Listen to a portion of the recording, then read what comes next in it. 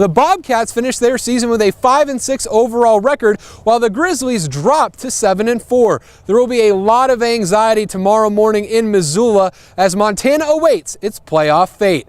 Reporting in Bozeman, Russ Reed, NBC Montana. Another key to slowing down Kennesaw State will be the unique environment here in Bozeman. Bobcat Stadium has seen an average crowd of over 18,000 this season and sits at an elevation of nearly 5,000 feet. And in this game in particular, snow will be a huge factor for an Owls team that has not played a game west of the Mississippi or north of the Mason-Dixon line this year. Go! When you watch Ennis this fall, you'll see a lot of passes, pitches, and handoffs from number 1 to number 5. Quarterback Tanner Wood delivering the ball to his twin brother, Corbin. We kind of know each other doing a lot of time, but just kind of have to know everyone's position.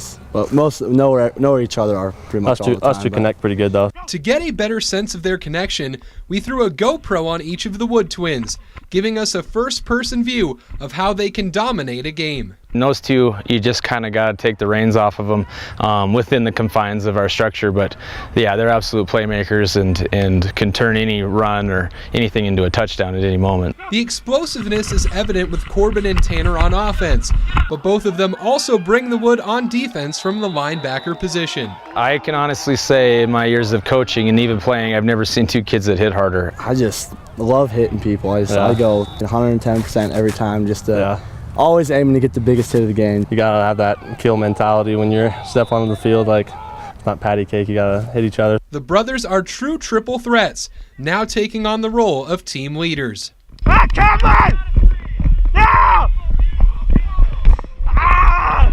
As the Mustangs look to win another Class C 8-man championship. Who's got my back? I got your back. Who's got my back? I got your back. Who's got my back? I got your back. Let's go! Reporting in Ennis, Russ Reed, NBC Montana. God. If you ask any of the players what has led to the Dillon Beavers' recent run of success, the answer is pretty much the same across the board. Coaching staff, I mean, they always have a plan and put us in the right steps, and if we put in the work, we usually can do pretty good. Pretty good is a bit of an understatement. Dillon has made 6 straight appearances in the Class A state championship game, and the Beavers have won 4 titles in that span, with 3 of those trophies coming under the watchful eye of head coach Rick Nordahl. I think he really cares about us, and he always pushes us. You know, he's just get the business done. He has a lot of fun too. We have a great time out here, and I think that works too. There, you got a little better timing there. Coach Nordahl's a really great guy. He shows a lot of discipline, and he cares about us a lot, and it's great playing for him. He has a lot of fun, and we have a lot of fun. Get up here. Base block. Get up here. Good. Get a drink. Got away, men. That's better. Hustle, hustle.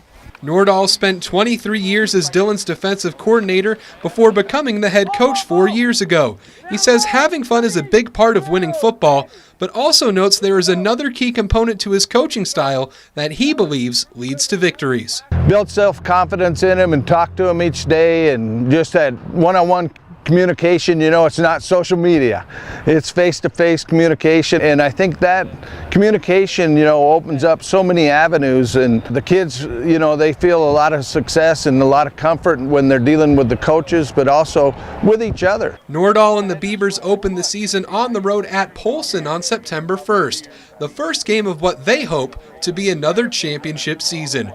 Reporting in Dillon, Russ Reed, NBC Montana. Top synchronized swimmers like the Bozeman Stingrays make the sport look smooth, but they will be the first to tell you that it takes a lot of hard work. Everyone says like, oh, it looks so easy, and we're like, yeah, that's because we're working so hard.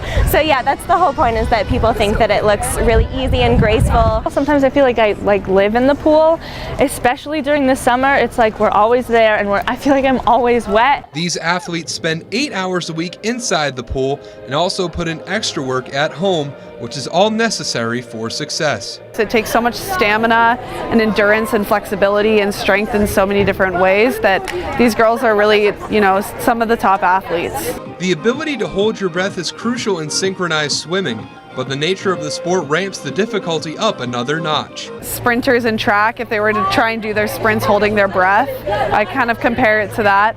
And also, the girls aren't allowed to touch the bottom of the pool at any point, and if they do, they get penalties or disqualified. But you always have to smile, so you have to like look pretty, and you have to work really hard, and you're holding your breath, and you have to like be sharp. And so once you're done, you just want to we were all sitting on the side. We're like really tired. Like, it's so different to be like physically working your body so hard and holding your breath rather than just like sitting in the water and holding your breath. So yeah, it's definitely a huge component that a lot of people don't think about all the time. Like all synchronized swimmers, the Stingrays dream of becoming Olympians someday. And after competing at the U.S. Junior Olympics earlier this summer, they are well on their way.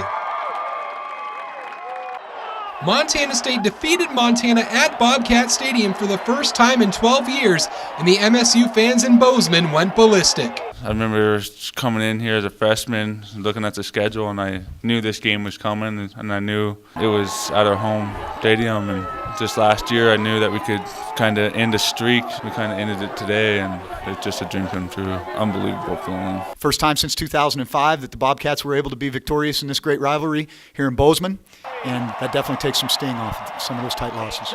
Love the fight in our guys. We battled to the end. Definitely, thought we would get the darn thing in the end zone, and unfortunate with the fumble. Gresh got hit on the elbow and couldn't feel his hand. Got hit on a nerve and tried to make that throw and couldn't grip the ball, and that was unfortunate because we had plenty of time to go down and do what we needed to do. Last year I had a bad taste in my mouth, and this year it's even worse.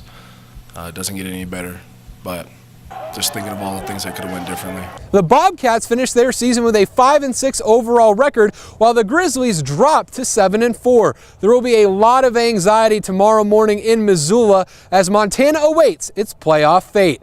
Reporting in Bozeman, Russ Reed, NBC Montana.